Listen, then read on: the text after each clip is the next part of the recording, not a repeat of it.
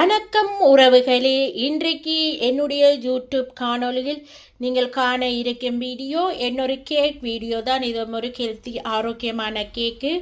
இந்த கேக்கு நான் எப்படி செய்தேனா, என்னென்ன பொருட்கள் வச்சு செய்தேனான்னு சொல்லி வாங்கோ வீடியோக்குள்ளே போய் பார்க்கலாம். வீடியோக்குள்ளே போகிறதுக்கு முன்னால் ஃபர்ஸ்ட் அந்த வீடியோ பார்க்குறீங்களா, மறந்துடாமல் சப்ஸ்கிரைப் பண்ணிவிட்டு பக்கத்தில் இருக்கிற பெல் பட்டினையும் கிளிக் பண்ணிவிட்டு பாருங்கள். அப்போ தான் நான் போடுற வீடியோக்கள் எல்லாம் உங்களுக்கு உடனே நோட்டிஃபிகேஷனாக வந்து சேரும். இப்போ வாங்க வீடியோக்குள்ளே போகலாம். நான் என்னுடைய சேனலில் நிறைய வீடியோக்கள் போட்டிருக்கிறேன். அந்த வீடியோக்களை பார்க்காத நீங்கள் ப்ளீஸ் பார்த்து எனக்கு சப்போர்ட் பண்ணுங்கள். நான் வீடியோ போட நீங்கள் வீடியோ பார்த்தா தான் எனக்கும் தொடர்ந்து வீடியோ போட ஒரு ஆசையாகவும் இருக்கும்.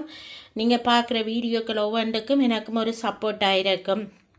நான் இப்போ இந்த மாதத்துலேருந்து தொடர்ந்து கேக் வீடியோக்கள் போட்டுக்கொண்டிருக்கிறேன்.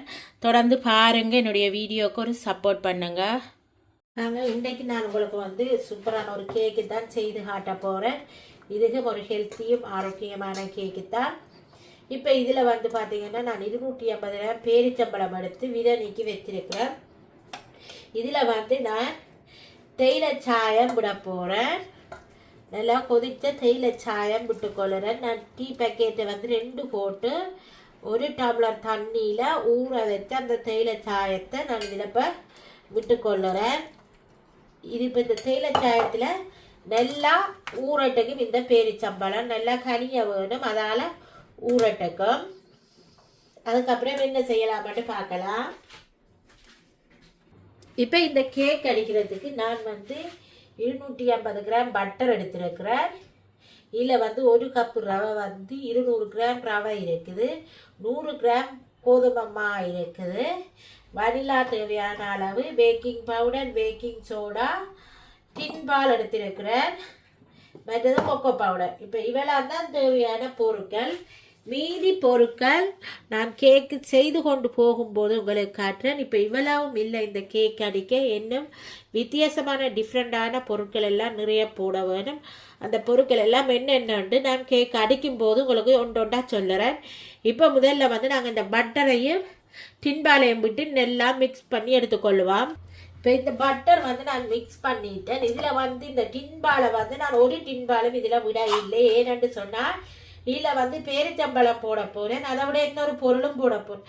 அதுவும் கொஞ்சம் இனிப்பானதாக இருந்ததால் நான் இதில் ஒரு காவாசி தான் விடுறேன் டின்பால். ஒரு டின்பாலில் நீங்கள் 4 பிரித்து ஒரு பகுதி விட்டீங்களா காணும். இந்த கேக்குக்கு 97 கிராம் இருக்குது இந்த டின்பால். அதில் நீங்கள் 4 பிரித்து ஒரு பகுதியை இதில் விட்டு கொள்ளுங்க.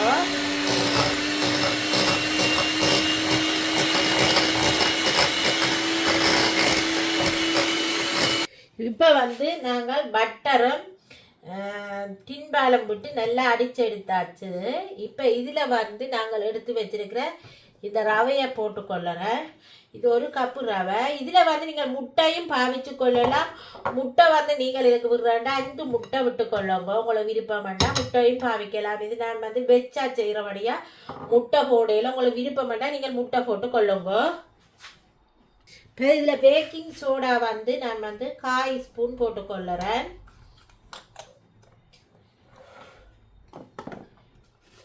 இதில் பேக்கிங் பவுடர் நான் 1 ஸ்பூன் போட்டுக்கொள்ளுறேன்.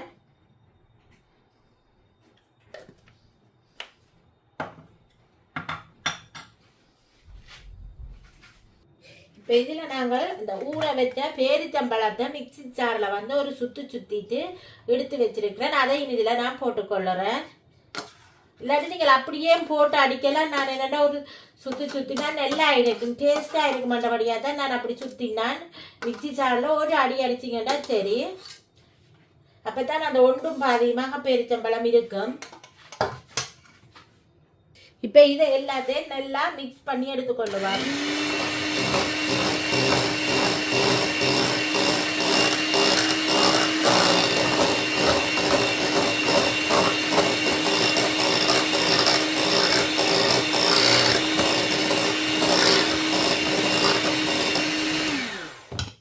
இதை நல்ல வடிவா மிக்ஸ் பண்ணிட்டு பார்க்கலாம்.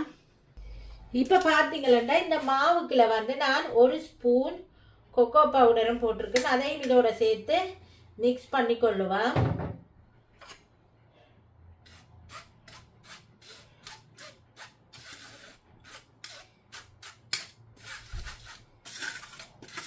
இதை நல்லா அரிச்சு எடுத்துக்கொள்ளுவோம்.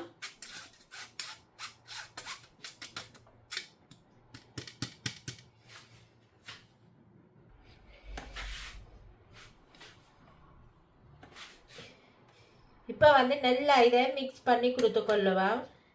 கையில் வைக்காதீங்க, கொஞ்சம் குறைஞ்ச இதில் வச்சுட்டு மெல்லமாக அரிச்சு கொள்ளுங்க.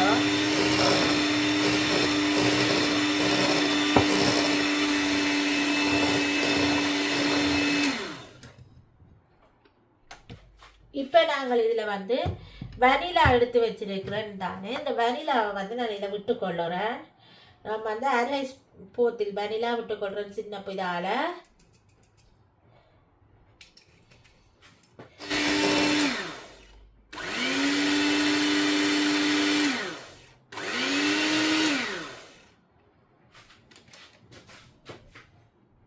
இப்போ பார்த்தீங்கன்னா இதெல்லாம் மிக்ஸ் பண்ணி வச்சாச்சு. இப்போ தான் இதுக்குள்ள வந்து மெயின் இன்க்ரீடியன்ஸ் ஒன்று போட வேணும். அது வந்து எப்படி செய்கிறது என்னன்னு சொல்லி வாங்க வீடியோக்குள்ளே போய் பார்க்கலாம்.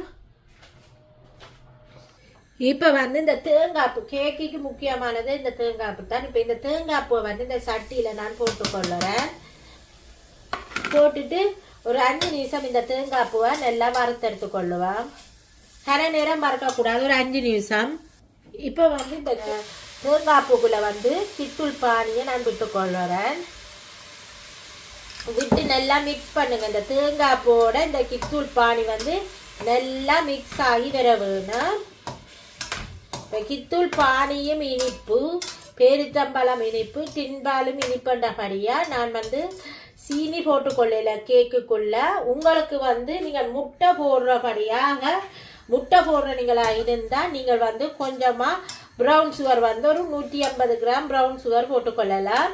இப்போ இதை வந்து நல்லா ஒரு 5 நிமிஷம் குக் பண்ணி எடுத்துக்கொள்ளுவோம்.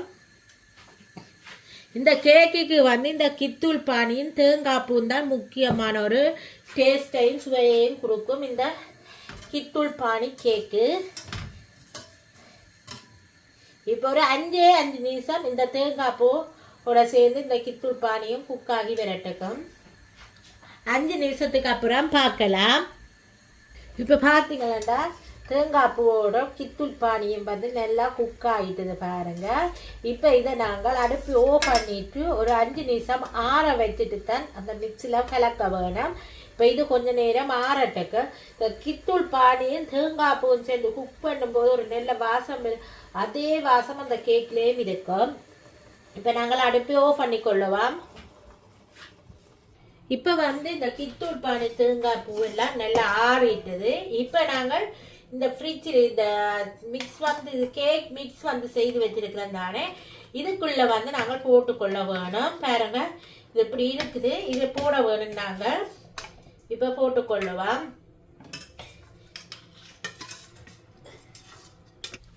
இப்போ இதை வந்து நல்லா மிக்ஸ் பண்ணி கொடுக்கணும். ஒன்றோட ஒன்று எல்லாம் நல்லா சேர வேணும்.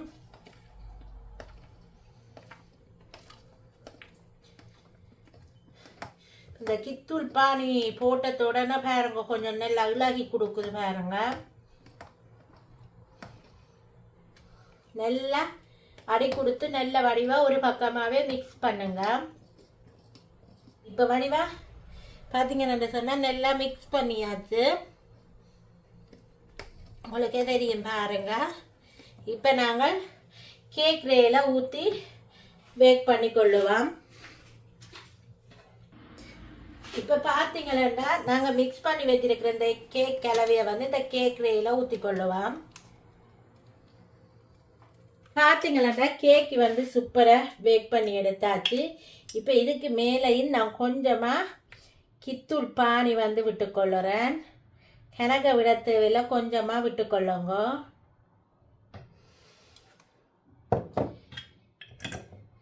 விட்டுட்டு நீங்கள் ஒரு ப்ரஷ்ஷோ இல்லை கரண்டி பின்பக்கத்தால் இப்படியே செய்து விடுங்க. பாருங்க எப்படி வந்திருக்குன்னு சொல்லி இந்த கித்தூள் கேக் வந்து.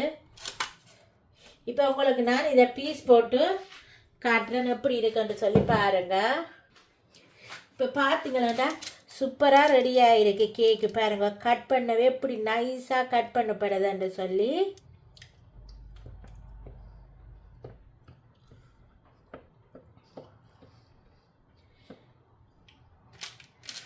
இது வந்து நல்லா ஹெல்த்தியும் ஒரு ஆரோக்கியமான கேக்கு.